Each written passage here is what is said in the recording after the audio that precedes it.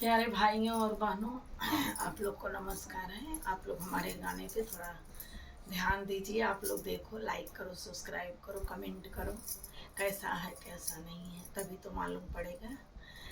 मैं एक नाच गीत लेके आई हूँ, आप लोग सुनिए, उस पर अपना दुलार प्यार बरसाइए।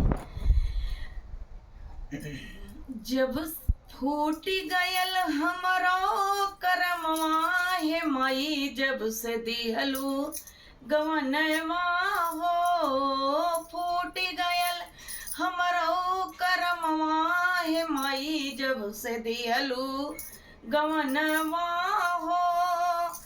जाते गवनवा हो सास मोरी मारे, जाते गवनवा हो सास मोरी मारे, सास मोरी मारे ननद गरिया में, सास मोरी मारे ननद गरिया में।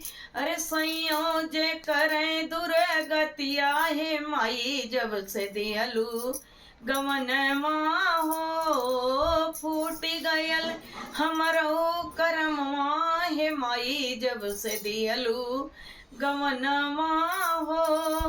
अरे जाते ससुरवा जेठान लगावई, जाते ससुरवा जेठान लगावई। अरे जेठवो जे करे घर से बहरवा हे माई, जब से दिहलू गवनवा हो। जेठवो त घर से निकाले हे माई, जब से दिहलू गवनवा हो। फूट गयल हमरो करमवा हे माई, जब से दिहलू गवनवा हो। फूट गयल हमरो करमवा हे माई, जब से दिहलू गवनवा हो।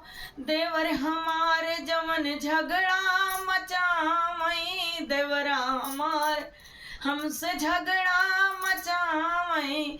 अरे देवरानी रहे वियोगवा हे माई, जब से दिहलू गवनवा हो। फूट गयल हमरो करमवा हे माई, जब से दिहलू गवनवा हो। फूट गयल हमरो करमवा हे माई, जब से दिहलू गवनवा हो। श्री राधे राधे, हर हर महादेव।